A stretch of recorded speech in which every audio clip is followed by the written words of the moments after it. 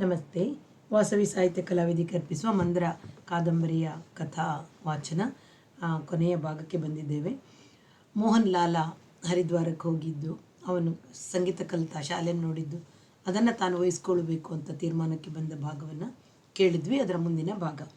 ಹರಿದ್ವಾರದ ರೈಲು ನಿಲ್ದಾಣದಲ್ಲಿ ಕೇಳಿದಾಗ, ಮುಂಬೈ ತನಕ ಟಿಕೆಟ್ ಕೊಡ್ತೀವಿ, ಆದರೆ ದಿಲ್ಲಿಯ ನಂತರ ಜಾಗದ ಭರವಸೆ ಇರೋದಿಲ್ಲ, ನಾವು ಕೊಡೋಕ್ಕೆ ಸಾಧ್ಯವಿಲ್ಲ ಎಂದರು. ದಿಲ್ಲಿಯಲ್ಲೇ ವಿಚಾರಿಸಬೇಕು ಎಂದರು. ಬರುವಾಗಲೂ ನಾಸಿಕದಿಂದ ಇಲ್ಲಿಯವರೆಗೆ ರೈಲು ಪ್ರಯಾಣವಾಗಿದೆ ಎಂಬ ನೆನಪಾಗಿ ಈಗ ದಿಲ್ಲಿಗೆ ಮಾತ್ರ ಟಿಕೆಟ್ ತೆಗೆದ. ನಂತರ ಮುಂಬೈಗೆ ಒಂದಲ್ಲ ಒಂದು ವಿಮಾನದಲ್ಲಿ ಸಿಗುತ್ತೆ, ಅಗತ್ಯ ಬಿದ್ದರೆ ರೈಲಿನಲ್ಲೂ ಪ್ರಯತ್ನಿಸ್ಬೋದು. ಹೇಗೋ ರಾತ್ರಿ ದಿಲ್ಲಿಯಲ್ಲಿ ಯಾವುದಾದ್ರೂ ಹೋಟೆಲ್ನಲ್ಲಿ ಇಳಿಬೇಕು ಎಂದ್ಕೊಂಡ. ರೈಲು ಹೊರಟ ನಂತರ ಮನಸ್ಸು ಓಂಕಾರ ಆಶ್ರಮಕ್ಕೆ ಮಾಡಿಸಬೇಕಾದ ದುರಸ್ತಿಯ ಕುರಿತು ಯೋಚಿಸುತ್ತಿತ್ತು. ಈಗ ಇರುವ 10 ಕಾಲೇಜು ಹುಡುಗರು ಓದು ಮುಗಿಯುವ ತನಕ ಇರಲಿ, ಇನ್ನು ಮೇಲೆ ಸಂಗೀತದ ಹುಡುಗರನ್ನು ಮಾತ್ರ ತೆಗೆದುಕೊಳ್ಳುವುದು ಎಂದು ನಿರ್ಧರಿಸಿಕೊಂಡ. ಅರ್ಧ ದೂರ ಕಳೆಯುವ ಹೊತ್ತಿಗೆ ಇದ್ದಕ್ಕಿದ್ದಂತೆ ಮನೋಹರಿಯ ನೆನಪು ಬಂತು. 4 ವರ್ಷ ಕಳೆಯಿತಲ್ಲವೇ ಅವಳ ಜೊತೆಗೆ ಪ್ಯಾರಿಸ್ಗೆ ಹೋಗಿ. ಪ್ಯಾರಿಸ್ ವಿಮಾನ ನಿಲ್ದಾಣದಲ್ಲಿ ಇದ್ದಕ್ಕಿದ್ದಂತೆ ಗರಂ ಆಗಿ, ನಿನ್ನ ಚೆಕ್ಕಿನ್ ನೀನು ಮಾಡ್ಕೋ, ನನಗೂ ನಿನಗೂ ಸಂಬಂಧವಿಲ್ಲ ಅನ್ನೋದು ಜ್ಞಾಪಕವಾಯಿತು. ವಿಚಿತ್ರ ಹೆಂಗಸು ಅಂದುಕೊಳ್ಳುವಾಗ ಅಷ್ಟು ಭಿನ್ನಾಣ ಮಾಡಿ ಸುಳಿವು ಸೂಚನೆ ಕೊಟ್ಟರು ನಾನು ಬೇರೆ ಕೋಣೆಯಲ್ಲಿ ಉಳಿದರೆ ಸಿಟ್ಟು ಬರೋದು ಇರುತ್ತದೆಯೇ, ಅವಳ ಹಾಗೆ ನಿರಾಕರಿಸಲ್ಪಟ್ಟಿದ್ರೆ ನನಗೂ ಬರ್ತಿತ್ತು ಎಂಬ ಸಹಾನುಭೂತಿ ಹುಟ್ಟಿತು. ಓಡುವ ರೈಲಿನ 2 ಕಡೆಗಳಲ್ಲೂ ಬೆಳೆದು ನಿಂತ ಕಬ್ಬಿಣದ ಸೂಲಂಗಿಗಳು ಮನಸ್ಸನ್ನು ಸಂತೈಸುತ್ತಿರುವಾಗ ಇದ್ದಕ್ಕಿದ್ದಂತೆ ದಿಲ್ಲಿಯಲ್ಲಿ ಹೇಗೋ ಉಳಿಬೇಕು, ಅವಳನ್ನು ಯಾಕೆ ನೋಡಬಾರ್ದು ಎನ್ನಿಸಿತು. ಹೋಟೆಲ್ನಿಂದ ಫೋನ್ ಮಾಡಿ ಎಂದುಕೊಳ್ಳುವಾಗ ಅವಳು ಕೋಪ ತೋರಿಸಿದರೆ ಫೋನಿನಲ್ಲಿ ಸಮಾಧಾನ ಪಡಿಸೋದು ಕಷ್ಟ, ಇಂಥ ಸನ್ನಿವೇಶದಲ್ಲಿ ಮುಖಾಮುಖಿಯಾಗುವುದೇ ಸೂಕ್ತ ಎಂಬ ವಿವೇಚನೆ ಕಾಣಿಸಿತು. ಅವಳು ನನ್ನನ್ನು ತಿರಸ್ಕರಿಸಬಹುದು, ಬೈಯಬಹುದು, ಏನಾಗುತ್ತೆ, ಮನಸ್ಸಿಗೆ ಹಚ್ಚಿಕೊಳ್ಳದಿದ್ರೆ ಸರಿ ಎಂಬ ಸಮಾಧಾನ ತನಗೆ ತಾನೇ ಹುಟ್ಟಿತು. ಟ್ಯಾಕ್ಸಿ ಹತ್ತಿ ಅವಳು ನೃತ್ಯ ಶಾಲೆಗೆ ಹೋದಾಗ ರಾತ್ರಿ 8:30 ಆಗಿತ್ತು. ಚೌಕಿದಾರ ಮೇಡಮ್ ಊರಿನಲ್ಲಿಲ್ಲ ಇವತ್ತು, ಊರಿನಲ್ಲಿರಲಿಲ್ಲ, ಇವತ್ತು ಬಂದರು, ಮನೆಯಲ್ಲಿದ್ದಾರೆ ಎಂದ. ನಾನು ಆ ಮನೆಯನ್ನು ನೋಡಿ 20 ವರ್ಷವಾಗಿದೆ. ಇಷ್ಟರಲ್ಲಿ ಆ ಭಾಗ ಎಷ್ಟು ಬದಲಿಸಿದೆಯೋ. ಚೌಕಿದಾರನನ್ನು ಕೇಳಿ ಮನೆಯ ಫೋನ್ ಸಂಖ್ಯೆ ವಿಳಾಸ ತೆಗೆದುಕೊಂಡು ಹೊರಟ. ಡ್ರೈವರಿಗೆ ಗುರುತು ಹೇಳಿಸಿದ. ತಿರುವಿಗೆ ಬಂದಾಗ ತನಗೆ ನೆನಪು ಸ್ಪಷ್ಟವಾಯಿತು, ಗುರುತು ಸಿಕ್ಕಿತು. ಕರಗಂಟೆ ಎನ್ನುತ್ತಿ ಬಾಗಿಲು ತೆಗೆದಾಗ ಅವಳ ಮುಖದಲ್ಲಿ ಕಂಡ ಆಶ್ಚರ್ಯ ಇವನಿಗೆ ನಿರೀಕ್ಷಿತವಾಗಿತ್ತು. ಹರಿದ್ವಾರದಿಂದ ಬರ್ತಿದ್ದೀನಿ, ಸೂಟ್ಕೇಸು ಟ್ಯಾಕ್ಸಿಯಲ್ಲಿದೆ, ರಾತ್ರಿ ಉಳಿಯೋಕ್ಕೆ ನಿನ್ನ ಮನೇಲಿ ಜಾಗವಿದ್ದರೆ ಹೇಳು, ಇಲ್ಲದಿದ್ದರೆ ಬೇರೆ ಯಾವುದಾದ್ರೂ ಹೋಟೆಲ್ನಲ್ಲಿ ಇದ್ದು ಬೆಳಿಗ್ಗೆ ಬಂದು ಭೇಟಿಯಾಗ್ತೀನಿ, ಬೇರೆ ಯಾವ ಕೆಲಸ ಕಾರ್ಯವೂ ಇಲ್ಲ, ಭೇಟಿಯಾಗಿ ಹೋಗೋಣ ಅಂತ ಬಂದೆ, ಬಹಳ ದಿನ ಆಯಿತು ಎಂದ. ಅವಳಿಗೆ ತಕ್ಷಣ ಉತ್ತರ ಹೊಳೆಯಲಿಲ್ಲ. ಮುಖದಲ್ಲಿ ಗೊಂದಲ ಕಾಣಿಸಿತು. 2 ನಿಮಿಷದ ನಂತರ, ಜಾಗವಿದೆಯೇ ಅಂತ ಯಾಕೆ ಕೇಳ್ತೀರಿ, ಮನೆಯಲ್ಲಿ ಇಟ್ಕೊಳ್ಳೋಕ್ಕೆ ಮನಸ್ಸಿದೆಯಾ ಅಂತ ಯಾಕೆ ಕೇಳಲಿಲ್ಲ ಎಂದಳು. ಅವಳ ಬಾಯಿಂದ ಬರುತ್ತಿದ್ದ ವಿಸ್ಕಿನ ವಾಸನೆ ಅವನ ಮೂಗಿಗೆ ತಗುಲಿತು. ಅವಳ ಬುದ್ಧಿಯ ಚುರುಕು ತುಸು ಕಡಿಮೆಯಾಗಿದೆ ಎನ್ನಿಸಿತು. 2ರ ಅರ್ಥವೂ ಒಂದೇ. ಟ್ಯಾಕ್ಸಿಯ ಎದುರಿಗೆ ವಾಗ್ವಾದ ಬೇಡ, 2ರಲ್ಲಿ ಒಂದು ನೇರವಾಗಿ ಹೇಳು ಎಂದ. ನಾನು ಯಾವ ಉತ್ತರನೂ ಹೇಳೋಲ್ಲ, ಮನಸ್ಸಿದ್ದವರು ಸೂಟ್ಕೇಸ್ ಹಿಡಿದು ಒಳಗೆ ಬರ್ಬೋದು ಎಂದವಳು ಸಿಡವಿನಿಂದಲೇ ಅಂದಳು. ಟ್ಯಾಕ್ಸಿಯವನನ್ನು ಕಳುಹಿಸಿ ಸೂಟ್ಕೇಸ್ ಹಿಡಿದು ಅವನು ಒಳಗೆ ಬಂದ. ಅಂಗಳದ ಗೋಡೆಯಲ್ಲಿ ಗುರೂಜಿಯ ಫೋಟೋ ನೇತು ಹಾಕಿ ಅದಕ್ಕೆ ಹಾಕಿದ್ದ ಹೂವಿನ ಹಾರದಿಂದ ಅವರು ತೀರಿ ಹೋಗಿದ್ದಾರೆ ಎಂದು ಇವನಿಗೆ ಅರ್ಥವಾಯಿತು. ಅವರು ಯಾವಾಗಲೂ ಕೂಡುತ್ತಿದ್ದ ಡೈವನ್ ಮೇಲೆ ಮನೋಹರಿ ಕುಳಿತಳು. ಎದುರಿಗಿದ್ದ ಸಣ್ಣ ಟಿಪ್ಪೈ ಮೇಲೆ ತಳದಲ್ಲಿ ಸ್ವಲ್ಪ ಉಳಿದಿದ್ದ ವಿಸ್ಕಿಯ ಗ್ಲಾಸ್, ಪಕ್ಕದ ತಟ್ಟೆಯಲ್ಲಿ ತುಸು ನಮ್ಕೀನ್. ಅವನು ತನ್ನ ಸೂಟ್ಕೇಸನ್ನು ನೆಲದ ಮೇಲಿಟ್ಟು ಒಂದು ಕುರ್ಚಿಯ ಮೇಲೆ ಕುಳಿತ. ಅವಳು ಅವನನ್ನು ನೋಡುತ್ತಾ ಕುಳಿತಳು. ಮಾತು ಹೊಳೆಯದವಳಂತೆ, ಅಥವಾ ಮಾತಾಡಲು ಏನೂ ಇಲ್ಲವೆಂಬಂತೆ. ಅವನು ಅವಳನ್ನು ದಿಟ್ಟಿಸುತ್ತಿದ್ದ. 10 ನಿಮಿಷದ ನಂತರ ಅವಳೇ, ಸ್ವಲ್ಪ ತಗೋತೀರಾ ಎಂದಳು. ಬೇಡ, ಅವನು ಉತ್ತರಿಸಿದ. ಅವಳು ಮತ್ತೆ ತನ್ನೊಳಗೆ ತಾನು ಲೀನಳಾದಂತೆ ಮೌನಿಯಾದಳು. 3 ನಿಮಿಷದ ನಂತರ, ತಗೊಳ್ಳಿ, ಹೊಟ್ಟೆಯಲ್ಲಿರೋ ವಿಷಾನ ಕಕ್ಕಬಹುದು, ಆಮೇಲೆ ನಾನೇನೆಂದನೋ ಗೊತ್ತಿಲ್ಲ ಅಂತ ನುಣುಚಿಕೊಳ್ಳಲೂಬಹುದು ಎಂದಳು. ವಾಕ್ಯಗಳ ರಚನೆ ಸರಿಯಾಗಿದ್ದರೂ ಆಡಿದ ಗತಿ ನಿಧಾನ, ಅತಿ ನಿಧಾನವಾಗಿ ಜೋಲಾಡುತ್ತಿತ್ತು. ಎಷ್ಟನೇ ಪೆಗ್ಗಿದು, ಬಾಟಲ್ನ ಎದುರಿಗಿಟ್ಕೊಳ್ಳೋಲ್ಲ, ಬಗ್ಸ್ಕೊಂಡು ಇನ್ನಷ್ಟು ಕುಡಿಯೋ ಎಳೆತವಾಗುತ್ತೆ ಅಂತ ಹಾಕ್ಕೊಂಡ ನಂತರ ಮುಚ್ಚಳ ಹಾಕಿ ಕಪಾಟ್ನಲ್ಲಿ ಇಟ್ಬಿಡ್ತೀನಿ. ಈ ಶಿಸ್ತನ್ನು ಗುರೂಜಿಗೂ ಅನ್ವಯಿಸಿದ್ದೆ, ನಾನು ನೋಡಿದ್ನಲ್ಲ. ಅವಳು ತಲೆದೂಗಿದಳು. ತುಸು ಹೊತ್ತಿನ ನಂತರ ಅವನೇ, ನನಗೆ ಹಸಿವಾಗ್ತಿದೆ, ಏನಾದರೂ ಊಟ ಇದೆಯಾ, ಹತ್ತಿರದ ಯಾವುದಾದ್ರೂ ಹೋಟೆಲ್ ಉಂಟು, ಹೊತ್ತು ಮೀರಿ ಹೋದರೆ ಅವರು ಬಾಗಿಲು ಹಾಕಿದರೆ ಕಷ್ಟ ಎಂದ. 1 ನಿಮಿಷದ ನಂತರ ಅವಳು, ಯಾವತ್ತೂ ಅನ್ನವಿಲ್ಲದೆ ಇರೋಲ್ಲ ಈ ಮನೆಯಲ್ಲಿ ಎಂದಳು. ಅವನು ಎದ್ದು ಕೆಳಭಾಗದ ಶಯನ ಕೋಣೆಗೆ ಲಗತ್ತಿಸಿದ್ದ ಸ್ನಾನದ ಕೋಣೆಗೆ ಹೋಗಿ ಸ್ನಾನ ಮಾಡಿ ಬಂದ. ಅವನು ಅವಳು ಬರುವ ವೇಳೆಗೆ ಊಟದ ಕೋಣೆಯಲ್ಲಿ ಮೇಜದ ಮೇಲೆ 2 ತಟ್ಟೆ ಬಟ್ಟಲುಗಳನ್ನು ಇಟ್ಟಿದ್ದಳು. ಅಡಿಗೆಯವಳು ಮಾಡಿದ್ದ ಸಬ್ಜಿ, ದಾಲು, ರೊಟ್ಟಿಗಳನ್ನು ಬಡಿಸಿದಳು. ಹೊಟ್ಟೆಗೆ ಬಿದ್ದ ಮೇಲೆ ಅವಳ ಬುದ್ಧಿ ತುಸು ಸ್ಥಿಮಿತವಾದಂತಾಯಿತು. ತಟ್ಟೆ ಬಟ್ಟಲುಗಳನ್ನು ತೆಗೆದಿಟ್ಟ ನಂತರ ಕೇಳಿದಳು, ಎಲ್ಲಿಗೆ ಹೋಗಿದ್ರಿ, ಇದ್ದಕ್ಕಿದ್ದಂತೆ ಬಂದುಬಿಟ್ರಿ, ಏನು ಬಂದ ಕಾರಣ. ಹರಿದ್ವಾರಕ್ಕೆ ಹೋಗಿದ್ದೆ, ನಾನು ಕಲಿತ ಓಂಕಾರಾಶ್ರಮವನ್ನು ವಹಿಸ್ಕೊಂಡು ಅಲ್ಲೇ ನೆಲೆಸುವ ಆಲೋಚನೆಯಿಂದ. ಅವಳು ತಕ್ಷಣ ಕಿಲಕಿಲನೆ ನಕ್ಕಳು. ಕತ್ತೆತ್ತಿ ನೋಡಿದ. ಉದ್ದಕ್ಕೆ ಇಳಿಬಿಟ್ಟ ಬಿಳಿ ಕೂದಲು, ಕಾವಿ ನಿಲುವಂಗಿ, ಹಣೆ ತುಂಬ ಕುಂಕುಮ. ಜೈ ಮೋಹನ್ ಬಾಬಾ ಆಗೋಕ್ಕಾ? ಬಾಯಲ್ಲಿ ವರ್ಣಿಸಿದ ವೇಷವನ್ನು ಅಭಿನಯಿಸುತ್ತಾ ಕೇಳಿದಳು. ಇದ್ದಕ್ಕಿದ್ದಂತೆ ವ್ಯಕ್ತವಾದ ಅವಳ ಅಭಿನಯ ಕೌಶಲ ನೋಡಿ ಅವನಿಗೆ ನಗು ಬಂತು. ಆದರೆ ಅಷ್ಟರಲ್ಲಿ ಅವಳು ಪುನಃ ಗಂಭೀರಳಾದಳು. ಮುಖದಲ್ಲಿ ನಿದ್ರೆ ಎಳೆಯುತ್ತಿತ್ತು. ಅವನು ಎದ್ದು ಸಿಂಕಿಗೆ ಹೋಗಿ ಕೈ ತೊಳೆದ. ಯಾವ ಮಾತನ್ನು ಆಡದೆ ಅವಳವನ ಸೂಟ್ಕೇಸ್ ಎತ್ತಿಕೊಂಡು ಮಹಡಿ ಹತ್ತಿದಳು. ಅವನು ಅವಳನ್ನು ಹಿಂಬಾಲಿಸಿದ. ಮೇಲಿನ ಕೋಣೆ ಅವನಿಗೆ ಗೊತ್ತಿದ್ದದ್ದೇ. ದೊಡ್ಡ ಮಂಚದ ಒಂದು ಬದಿಗೆ ಸೂಟ್ಕೇಸನ್ನಿಟ್ಟು ಅವಳು ಅದರ ಮೇಲೆ ಕುಸಿದವಳಂತೆ ಕುಳಿತಳು. 2 ನಿಮಿಷದ ನಂತರ ಮಲಗಿಬಿಟ್ಟಳು. ಅವನಿಗೆ ಗೊಂದಲವಾಯಿತು. ಪಾನೀಯ ತುಸು ಜಾಸ್ತಿಯಾಗಿದೆ. ಹೀಗೆ ಕುಸಿದು ಮಲಗಿದ್ದಾಳೆ. 3-4 ಗಂಟೆಗಳ ನಂತರ ಸರಿಯಾಗ್ತಾಳೆ. ಆದರೆ ತಾನು ಎಲ್ಲಿ ಮಲಗೋದು? ಮೇಲೆ ಇರುವ 2 ಕೋಣೆಗಳಲ್ಲಿ ಇರುವುದೊಂದರಲ್ಲಿ ಒಳ್ಳೆಯ ಮಂಚ, ಹಾಸಿಗೆ ಇರುವುದೊಂದು ಇಲ್ಲಿ, ಇನ್ನೊಂದಿರುವುದು ಡೈವಾನ್. ತನ್ನ ಕೈಪೆಟ್ಟಿಗೆಯನ್ನು ಇಲ್ಲಿಗೆ ತಂದು ಕೊಟ್ಟು ಮಲಗಲು ಹೇಳಿ ತಾನು ಕೆಳಗಿಳಿದು ಅಲ್ಲಿರುವ ದೊಡ್ಡ ಶಯನ ಕೋಣೆಯಲ್ಲಿ ಮಲಗುವ ಉದ್ದೇಶ ಅವಳಿಗಿತ್ತೆ. ಅಥವಾ ನನ್ನೊಡನೆ ಮಲಗುವ ಮನಸ್ಸಿನಿಂದಲೇ ಬಂದಳೆ. ಆದರೆ ಕೆಳಗೆ ಮುಂದಿನದನ್ನು ಬಾಗಿಲನ್ನು ಭದ್ರಪಡಿಸಿಲ್ಲ, ದೀಪಗಳನ್ನು ಆರಿಸಿಲ್ಲ. ತಾನೇ ಕೆಳಗೆ ಹೋಗಿ ಬಾಗಿಲಿಗೆ ಬೋಲ್ಟು ಅಡ್ಡಪಟ್ಟಿಗಳನ್ನು ಹಾಕಿ ದೀಪಗಳನ್ನು ಆರಿಸಿ ಮೇಲೆ ಬಂದ. ಅವಳನ್ನು ಇಲ್ಲಿ ಬಿಟ್ಟು ತಾನು ಇನ್ನೊಂದು ಕೋಣೆಯ ಡೈವಾನಿನ ಮೇಲೆ ಮಲಗುವ ವಿಚಾರ ಬಂತು. ಆದರೆ ಹಾಗೆ ಮಾಡಿದರೆ ಬೆಳಿಗ್ಗೆ ಎಚ್ಚರವಾದಾಗ ಅವಳಿಗೆ ನೋವಾಗಬಹುದೇ ಎಂಬ ಆಲೋಚನೆ ಹುಟ್ಟಿತು. ಪೆಟ್ಟಿಗೆಯನ್ನು ತೆಗೆದಿಟ್ಟು ಅವಳನ್ನು ಗೋಡೆಯ ಕಡೆಗೆ ಸರಿಸಿ ತಾನು ಪಕ್ಕದಲ್ಲಿ ಮಲಗಿ ಹೊದಿಕೆಯನ್ನು ಅವಳಿಗೆ ಹೊದಿಸಿಕೊಂಡ. ಅವಳ ಮತ್ತಿನ ನಿದ್ರೆಯಲ್ಲಿ ಹಗುರವಾಗಿ ಗೊರಕೆ ಹೊಡೆಯತೊಡಗಿದಳು. ವಿಸ್ಕಿಯ ವಾಸನೆ. ತಾನು ಬರುವ ಮೊದಲೇ ಕುಡಿದಿದ್ದಳು. ದಿನವೂ ಇಷ್ಟು ಕುಡಿಯುತ್ತಾಳೆಯೇ? ಒಂಟಿಯಾಗಿರುವವರಿಗೆ ಕುಡಿಯುವುದು ಒಳ್ಳೆಯದಲ್ಲವೆನಿಸಿ ಆತಂಕವಾಯಿತು. ಕಿಟಕಿಯ ಪರದೆಯ ಮೂಲಕ ಒಳಗೆ ಪ್ರವೇಶಿಸಿದ ಬೀದಿಯ ದೀಪದಲ್ಲಿ ಅವಳ ಮುಖವನ್ನು ನೋಡಿದ. ಅಸಹಾಯಕಳಾಗಿ ಉಸಿರಾಡುತ್ತಿರುವಂತೆ ಕಾಣಿಸಿತು. ಕನಿಕರ ಹುಟ್ಟಿತು. ತಾನು ಪಕ್ಕಕ್ಕೆ ಹೊರಳಿ ಅವಳ ಮೇಲೆ ತೋಳು ಹಾಕಿದ. ಅದು ಅವಳ ಅರಿವಿಗೆ ಬರಲಿಲ್ಲ. ತನ್ನ ಪಾಡಿಗೆ ತಾನು ಉಸುಗುಟ್ಟು ಉಸಿರಾಡುತ್ತಿದ್ದಳು. ತುಸು ಹೊತ್ತಿನಲ್ಲಿ ಅವನಿಗೂ ನಿದ್ರೆ ಬಂತು. ಎಚ್ಚರವಾದಾಗ ರಾತ್ರಿ ಕಳೆದಿರುವ ಭಾವ ಉಂಟಾಯಿತು. ತಾನು ಈಗ ಎಲ್ಲಿದ್ದೇನೆಂಬ ಅರಿವಾಗಲೇ 2 ನಿಮಿಷವಾಯಿತು. ಅವಳಿನ್ನೂ ತನ್ನ ಆ ಪಕ್ಕದಲ್ಲಿ ಮಲಗಿದ್ದಾಳೆ ಎಂಬ ಅರಿವು ಸ್ಪರ್ಶ ಸಂಪರ್ಕವಿಲ್ಲದೆಯೇ ಉಂಟಾಯಿತು. ಶಬ್ದವಾಗದಂತೆ ಹೊರಳಿ ನೋಡಿದ. ಅವಳಿಗೆ ಎಚ್ಚರವಾಗಿದೆ ಅನ್ನಿಸಿತು. ಅವಳೇ ಮಾತಾಡಿದಳು. ನಿನಗೆ ಎಚ್ಚರವಾದದ್ದು ನಿನ್ನ ಉಸಿರಿನಿಂದ ಗೊತ್ತಾಯಿತು. ನಿನಗೆ ಎಚ್ಚರವಾಗಿ ಎಷ್ಟು ಹೊತ್ತಾಯಿತು? ಆಗಿರ್ಬೋದು 1/2-3/4 ಗಂಟೆ. ಅವನು ಅವಳ ಕೈ ಹಿಡಿದುಕೊಂಡ. ಅವಳು ಯಾವ ಪ್ರತಿಕ್ರಿಯೆ ಇಲ್ಲದೆ ಸುಮ್ಮನಿದ್ದಳು. 2 ನಿಮಿಷದ ನಂತರ ಅವನು ತನ್ನ ಕೈಯನ್ನು ಹಿಂದೆ ತೆಗೆದುಕೊಂಡ. ಅವಳು ಸುಮ್ಮನಿದ್ದಳು. ಅವನು ಎಲ್ಲಿ ಮಲಗಬೇಕು ಅಂತ ಗೊತ್ತಾಗಲಿಲ್ಲ. ಅಮಲ್ನಲ್ಲಿ ನಿನಗೆ ಪ್ರಜ್ಞೆ ಇಲ್ಲದಾಗ ನಿನ್ನ ಜೊತೆ ಸೇರಬೇಕು ಅಂತ ನನ್ನ ಉದ್ದೇಶ ಇರಲಿಲ್ಲ. ಅವಳು ಈಗಲೂ ಮಾತಾಡಲಿಲ್ಲ. ನಾನು ಆ ರೂಮಿಗೆ ಹೋಗಿ ಡೈವನ್ ಮೇಲೆ ಮಲಗ್ತೀನಿ ಎಂದು ಅವ ಎದ್ದು ಕೂತ. ನನಗೆ ಅವಮಾನ ಮಾಡಬೇಕು ಅಂತ ಎದ್ದು ಹೋಗ್ತಿದೆಯಾ? ಅವಳು ಅವನ ತೋಳು ಹಿಡಿದುಕೊಂಡಳು. ರಾತ್ರಿ ಎಂದು ಅವನು ಹೇಳ ಹೊರಟ. ಅವಳೇ ನನಗೆ ಅಸ್ಪಷ್ಟವಾಗಿ ನೆನಪಿಗೆ ಬರ್ತಿದೆ. ನೀನು ಟ್ಯಾಕ್ಸಿಯಲ್ಲಿ ಅಲ್ವೇ ಬಂದದ್ದು? ನಾನು ಊಟಕ್ಕೆ ಬಡಿಸಿದ್ದು. ನಾನು ಕರೆಯಲಿಲ್ಲ, ನೀನಾಗಿ ಬಂದೆ. ಸೂಟ್ ಕೇಸ್ ಕೈಯಲ್ಲಿ ಹಿಡ್ಕೊಂಡೆ ಅಲ್ವೇ? ಹೌದು. ಅವನು ಒಪ್ಪಿಕೊಂಡ. ಯಾಕೆ ಕೂತಿದ್ಯಾ? ಮಲಗು, ಇನ್ನು ಬೆಳಗಿನ ಜಾವ. ಅವಳು ಅವನ ತೋಳು ಎಳೆದಳು. ದಿನ ಇಷ್ಟು ಕುಡಿತೀಯಾ? ಅವಳ ಹಣೆಯ ಮೇಲೆ ಕೈ ಹಾಕಿ ಕೇಳಿದ.